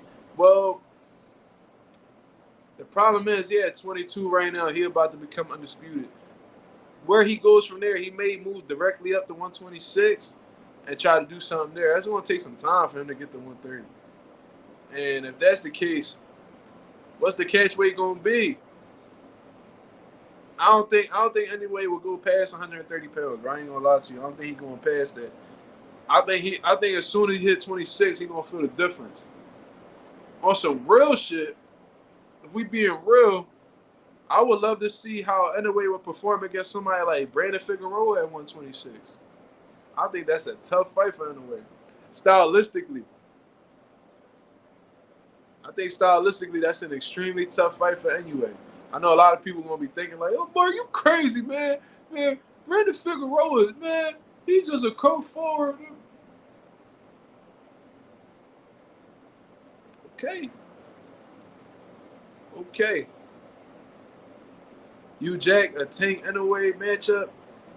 I'll watch it, but is Inoue gonna do that? I don't know. And if Tank offers a catch weight, he like, bro, I'm already moving up in weight. You want me to put on a couple more pounds on top of that weight move up? I doubt it. I don't think he'll do that. What they request of black fighters, they're not gonna request out of Inoue. You know what I'm saying? They don't got no problem when black fighters move up 2 weight classes to rumble. They're not gonna let Inoue do that. They're not gonna let Inoue move up 2 weight classes, bro. You know what I'm saying?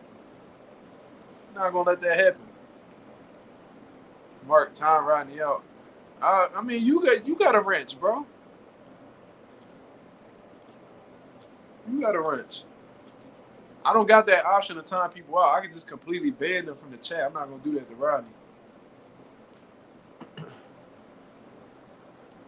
I'll watch it. I think it would be exciting, but anyway, going to sleep. Yeah, I agree with you 100%. I think once anyway feel that power that Tank playing out there at 130, man, John. Scott Gonzalez says, I want Anyway to come to the States. I think he already did. I think he hasn't been here many times, but I think he's made his U.S. debut already. Yeah, you gonna piss Rodney off at that timeout, bro.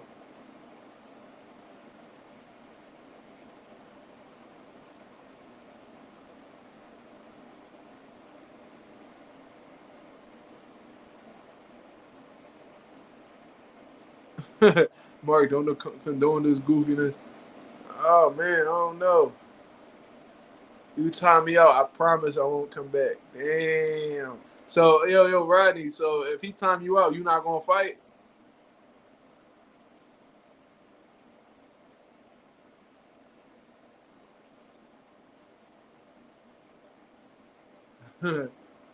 So what you saying? You ain't gonna fight if he time you out?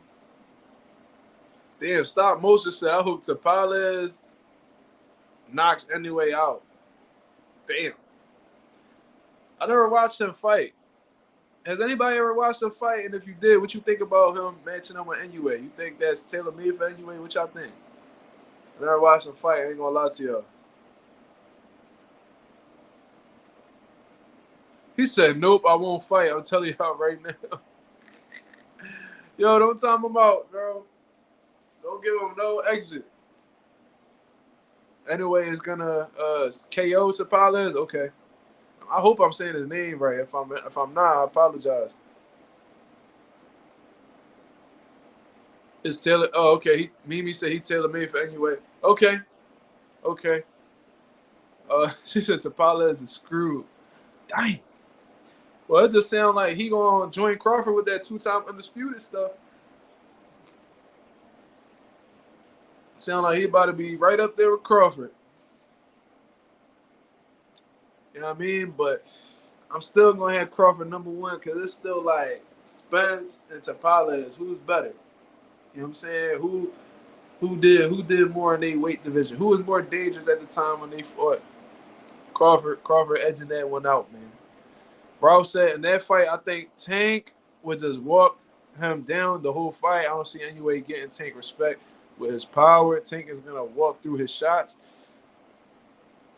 Anyway, is extremely fast though, man. That shit might look like Crawford getting Boa for real. Like the speed bothering Tank in the beginning, then Tank making them adjustments and eventually stopping them. It might play out like that. Anyway, is extremely fast, bro. Extremely. 4-division champ versus 3-division champ. Anyway, has that over Bud. I think you're speaking too soon, bro. Because what if he go up to 54 and he smashed Tim Tszyu? Now what? Or if he go over there and just grab a belt at 54 in general, then what? What? I think you're speaking too soon. Timing could cause anyone problems, even Tank. Yeah. I agree with that. Anyway is extremely fast, bro. Watching that Stephen Fulton fight, I was like, damn, like his jab to the body and his combination punches and bro, he's extremely sharp. Anyway, I see why people rate Anyway how they do. You know what I mean? I think his resume lacks depth, in all honesty. And that's why I don't really rate him up there with somebody like Terence Crawford, who I feel like has the better resume in terms of like fighting dangerous opponents. That's just my opinion. You know what I mean?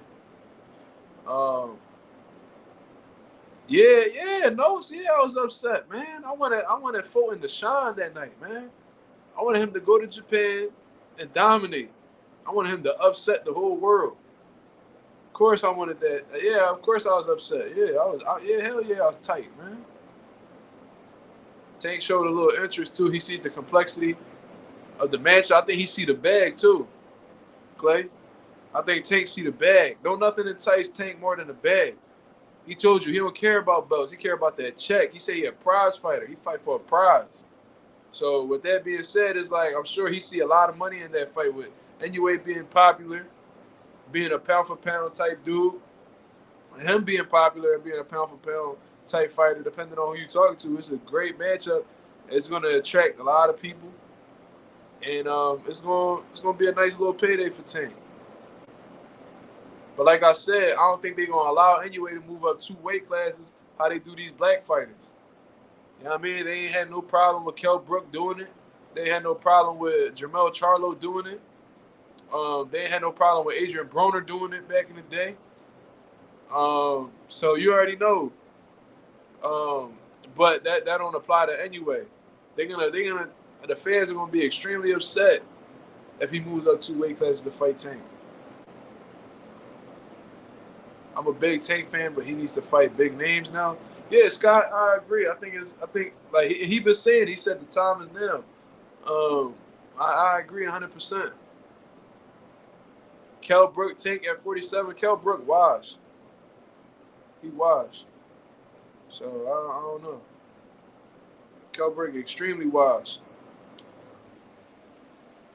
Well, Marco, I don't know if you just started following the channel, but Jesse Bam Rodriguez and David Benavidez are my favorite fighters in boxing right now. I've been on Jesse Rodriguez pause way before he was world champion. When he was on that undercard with Top Rank. I got a little funny story. They offered one of my dad's fighters, one of my dad's flyweights from Puerto Rico, to fight against Jesse Rodriguez. The fight ended up falling through because of an injury. But I've been knowing about Jesse Rodriguez for a long time, and that dude has, in my opinion, the best angles in boxing, including Lomachenko. I think that Bam has the best angles in boxing. He's extremely intelligent, great jab, just sharp all around, great movement. He understands distance well. He has respectable power, accurate. He's fundamentally sound. He's well-rounded, man. Bam Rodriguez is a monster. Southpaw. And he's done some historical shit. He moved up 2 weight classes on 5 days' notice and became world champion. Then defended his title against a solid name. I think that he beat Carlos Cuadras, then came right back and then stopped Sor Rungvisai. Then moved back down to his natural weight class and became champion again against a sturdy opponent. Now he going up to unify against Sonny Edwards. Sonny Edwards is a pretty good boxer, extremely confident, slick. You know what I'm saying? He could pose some problems. He could pose some problems from Jesse if Jesse sleep on him. But I seen Jesse in the gym. He locked in. I think he respects Sonny enough to prepare properly. I think he's going to defeat Sonny. That's what I think. But Jesse's doing this, and he's only like 20, 21 years old. You know what I mean? He's one of those rare throwback fighters that's taking chances early as a young kid. You know what I'm saying?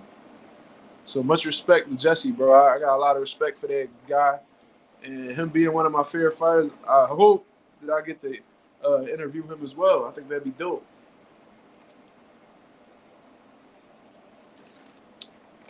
Ralph says, I think Bam Rodriguez's footwork and angles are better than Loma's. I agree with you.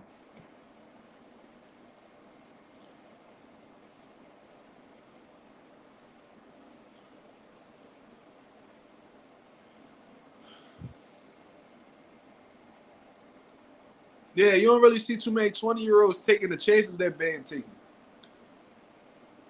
But it also could be because he's in the smaller weight classes, and because there's not much competition in those smaller weight classes, that you got to move a little faster than guys that's at 140 that have thousands of fighters in the weight class, or 47 where there's thousands of fighters in the weight class. Them dudes at 105, 108, they could fight for a world title like 8 fights into their career, 8 to 10 fights. Meanwhile, at 47, you might have to fight 20-something fights to get a world title shot. So that might be the cause. But regardless, he's unifying. He's a 2-division world champion at 20 years old. You got to respect that man for it.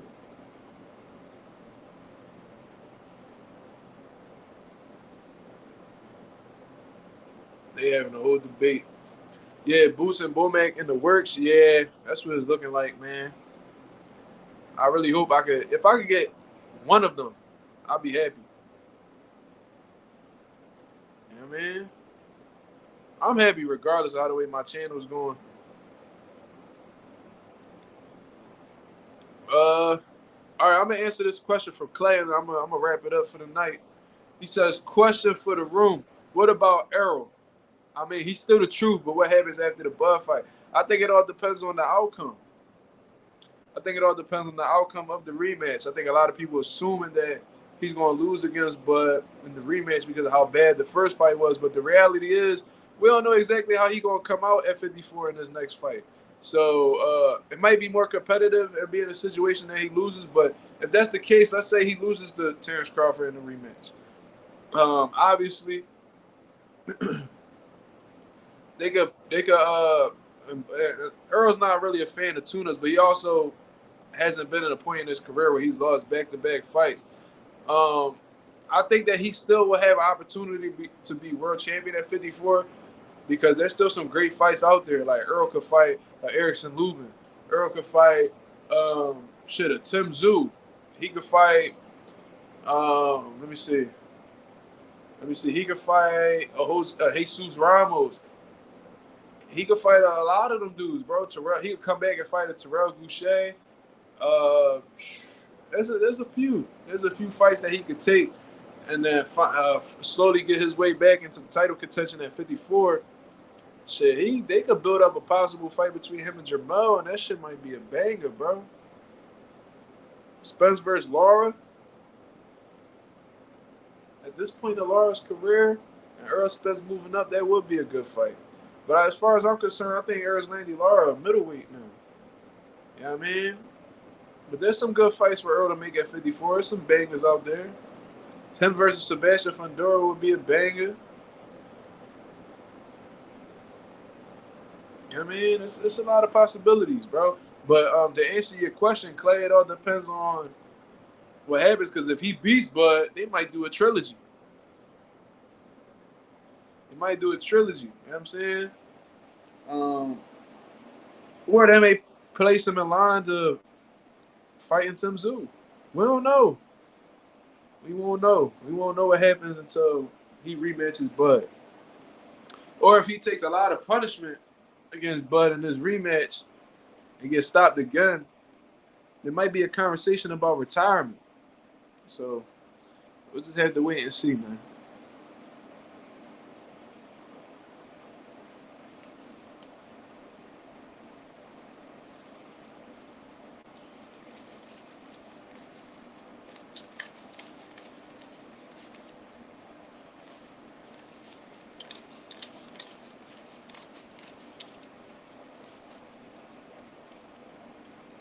Man.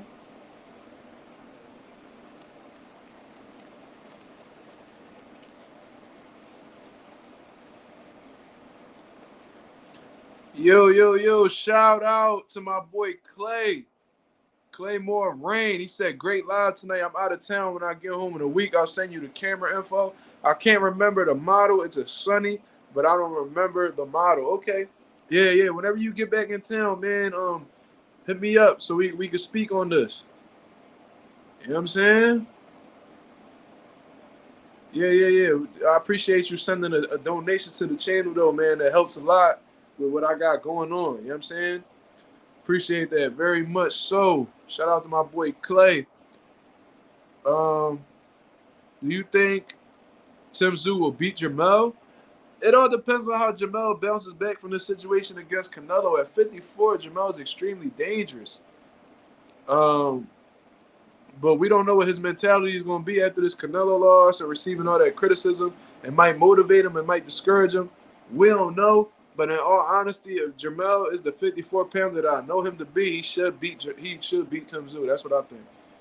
I think his conditioning, I think his grit, I think his power, I think it's really going to take a toll on Tim Tszyu. I think he could possibly stop Tim. You know what I mean? But Tim is a threat. Don't get it fucked up. He a threat. He hits extremely hard. He's aggressive.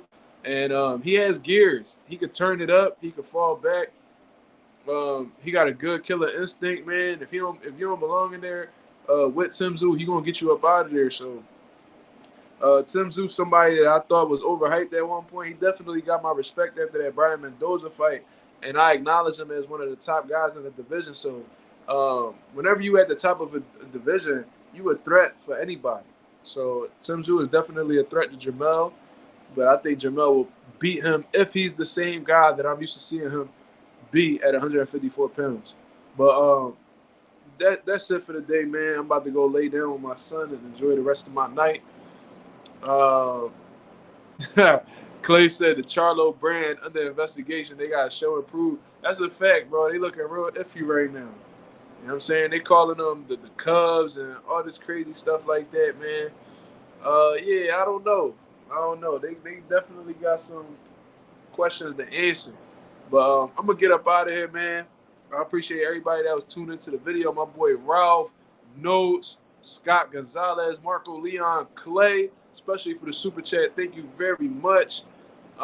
Slime, of course, Rodney, Mimi. Shout out to Lorenzo, my guy. Everybody who was consistently speaking throughout the course of the live and keeping the conversations afloat. I appreciate that very much, man. Many blessings to you as well, Slime. Thank you. Peace, Clay. I appreciate it. I'm gonna be on the group chat, so just stay in tune with the group chat. I ain't going to sleep or nothing like that. I'm gonna just fall back on my son, man. Feeling extremely blessed, man. Shout out to the nation, shout out to the mob for being in the building tonight. Great channel. Yeah, I appreciate that, homie. Thank you for supporting. But I'm gonna get up out of here. I hope everybody has a beautiful night, and let's maintain our positivity and our peace, man. Until then, this is Mazuma TV. Shout out to the nation, shout out to the mob for tuning in. Hit the like, hit the subscribe button, hit the bell notification and all so you'll know when I'm going live and dropping videos. Check out MazumaMerch.com, the link, the banner that's scrolling across your screen right now. Check out the merch, man. Get you a sticker, get you a crew neck, get you a hoodie, get you a coffee mug, get you a t-shirt, get you a tank top. Whatever you feel works for you, man. Support the brand, man. Until then, I'm going to get up out of here, man. Y'all have a great night. Peace.